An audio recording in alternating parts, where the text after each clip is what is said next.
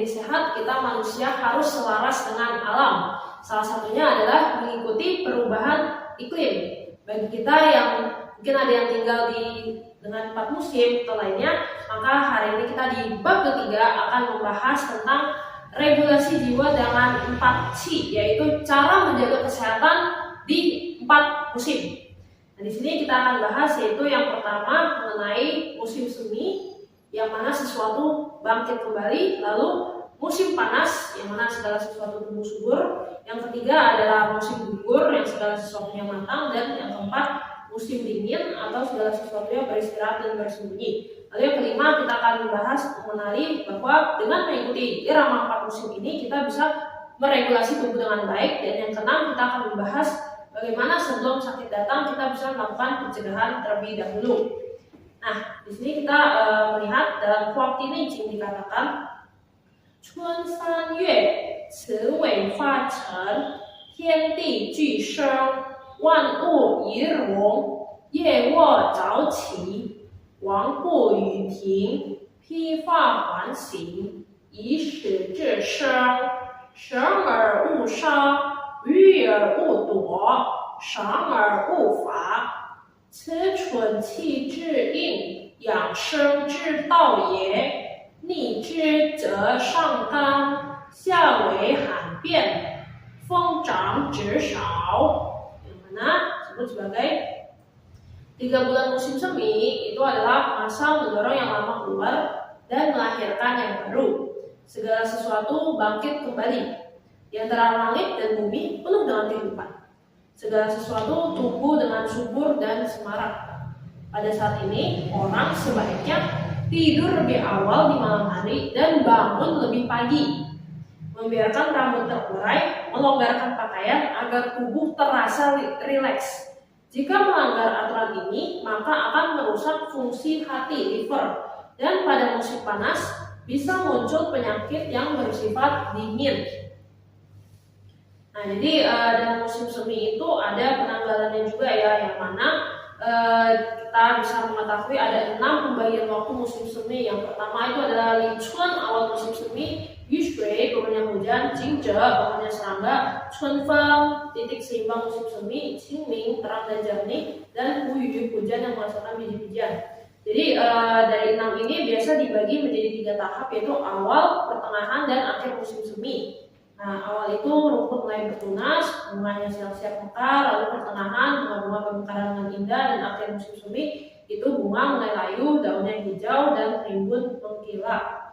Jadi dalam musim semi ini kita kalau mau menjaga kesehatan, kita harus tidur lebih awal dan bangun lebih pagi, melonggarkan pakaian agar tubuh terasa rileks. Itu adalah tips menjaga kesehatan di musim semi.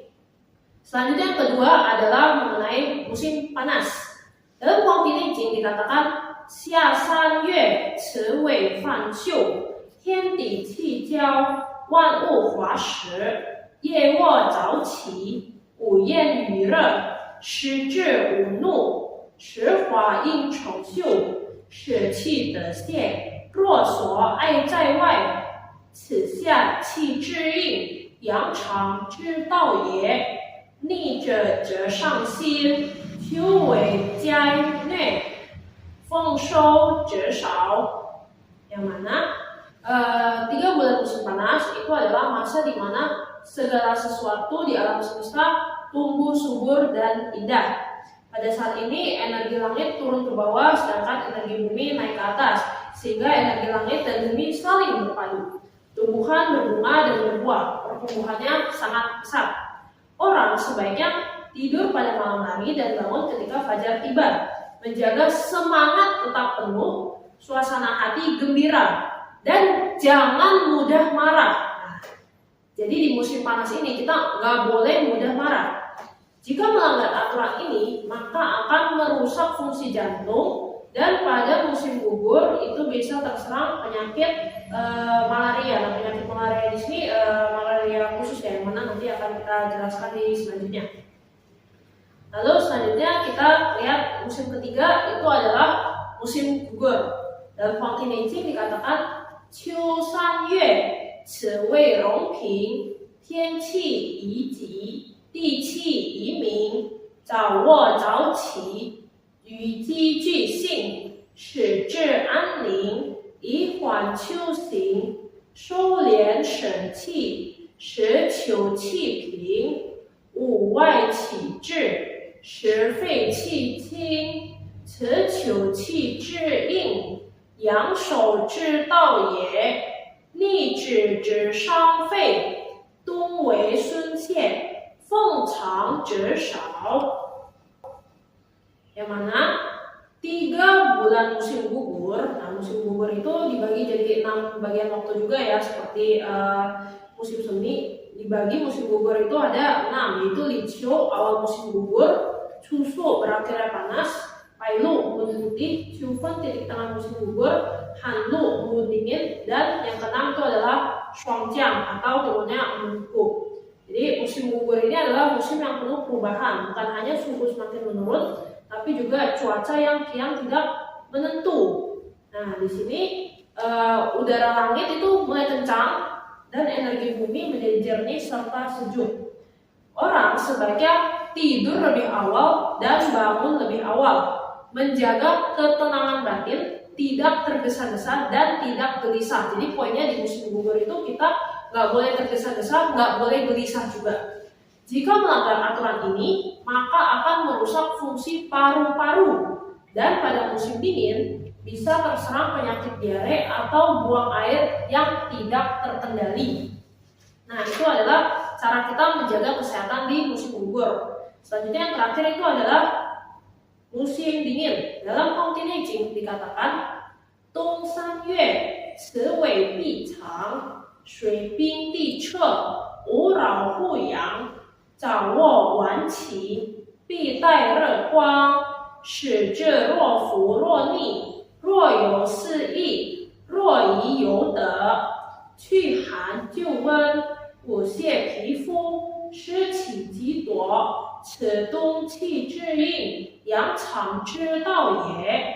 逆止者伤肾，存为为绝，奉生止少. Yang mana artinya 3 bulan musim dingin itu adalah masa di mana makhluk hidup bersembunyi dan segala sesuatu itu tertutup serta berdiam diri. Pada saat ini air membeku menjadi es, tanah membeku dan retak. Orang sebaiknya tidur lebih awal dan bangun lebih siang. Menunggu hingga matahari terbit baru kita bangun. Pikiran dijaga agar tetap tenang, tubuh tetap hangat. Jadi kuncinya paling penting adalah kita harus tenang dan hangat bangunnya ketika matahari terbit. Jika melanggar aturan ini, maka akan merusak fungsi ginjal, dan pada musim semi bisa muncul penyakit pusing disertai dahak. Nah, itu adalah cara menjaga kesehatan di 4 musim tersebut. Selanjutnya adalah kita harus menyesuaikan diri dengan 4 musim dan mengelola tubuh. Di sini di Hongti Neijing dikatakan, 故阴阳是势者，万物至中始也，死生之本也。逆者则灾害生，从止者科技不齐。是谓得道，道者生人行之，愚者配之. Dimana ketidakseimbangan yin dan yang atau tentang perubahan 4 musim itu akan menyebabkan di alam itu muncul bencana kekeringan atau banjir, dan kalau manusia itu tubuh sakit dan sulit pulih. Segala sesuatu di alam semesta memiliki keteraturan. Hanya dengan menyesuaikan diri pada perubahan alam serta meregulasi tubuh sesuai dengan irama 4 musim, maka tubuh kita tidak akan terserang penyakit berat.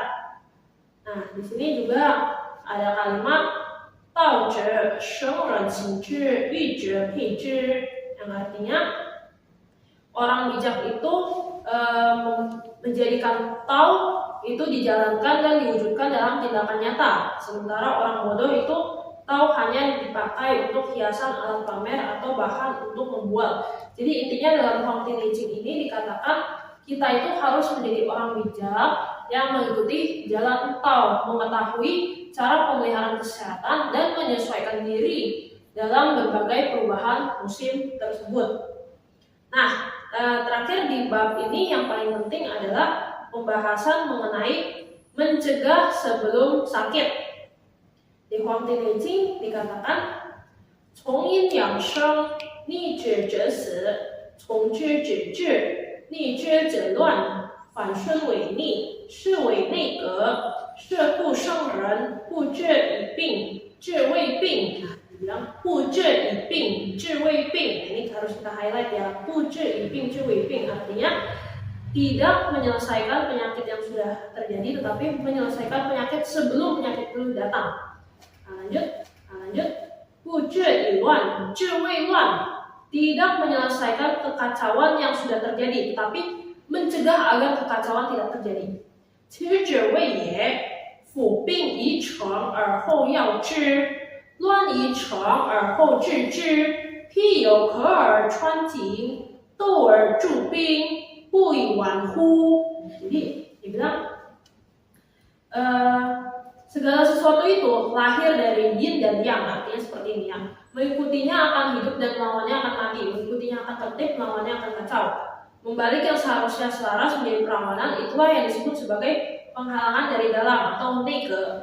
Oleh karena itu, orang bijak tidak menunggu penyakit datang baru mengobati, tidak menunggu kekacauan terjadi baru mengaturnya. Ini maknanya ya. Jadi di Huang Di Jing ini dituliskan bahwa jika sudah sakit baru diberi obat atau sudah kacau baru ditangani, itu sama saja kayak kita haus baru menggali sumur. Atau kalau ada musuh perang baru kita membuat senjata, itu semua sudah terlambat. Nah, dan neke itu tadi adalah penyakit manifestasi klinis adalah air dan makanan itu tidak bisa masuk ya, BAB, BAK-nya juga agak lancar, kurang lebihnya seperti itu. Jadi di sini poinnya adalah dan Huang Di Jing mengajarkan kita bahwa kita itu justru harus mencegah sebelum terjadinya penyakit, bukan ketika sudah sakit baru mengobatinya. Nah, bagaimana cara mencegah sebelum sakit? Di sini dibahas bahwa perubahan yin dan yang sepanjang 4 musim adalah dasar kehidupan semua makhluk. Karena itu, kita harus mengikuti siklus 4 musim. Tumbuh di musim semi, berkembang di musim panas, memanen di musim gugur, dan menyimpan di musim dingin.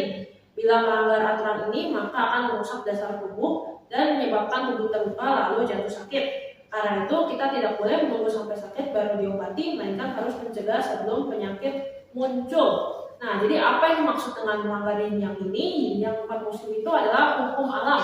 Melanggarnya berarti melawan hukum alam. Sebagai contoh sederhana, di musim dingin kalau kita makan semangka atau mentimun, itu berarti kita makan yang tidak sesuai dengan musim.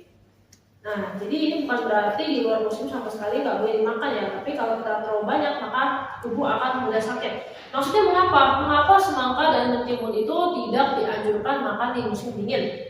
Jadi kalau dalam Chinese medicine, setiap makanan yang kita makan, buah-buahan, herbal dan lainnya, itu dia memiliki sifatnya. Ada yang bersifat dingin, ada yang bersifat hangat, panas dan lainnya. Nah, semangka dan mentimun ini adalah sifatnya dingin. Jadi kalau kita makan semangka banyak di musim dingin, udah dingin tambah dingin lagi, maka kita akan terkena penyakit patogen dingin. Sementara semangka itu justru malah dianjurkan dimakan di musim panas. Jadi kalau kita lagi panas-panas, kita jangan cari es, justru kita carinya semangka, karena semangka itu bisa meredakan kehausan kita dan mengurangi panas. Oleh karena itu semangka direkomendasikan dimakan di musim panas atau saat kita sedang cuacanya panas dan lainnya. Nah, itu kurang lebih adalah cara menjaga kesehatan di 4 musim di bab 3. Sampai jumpa di bab keempat.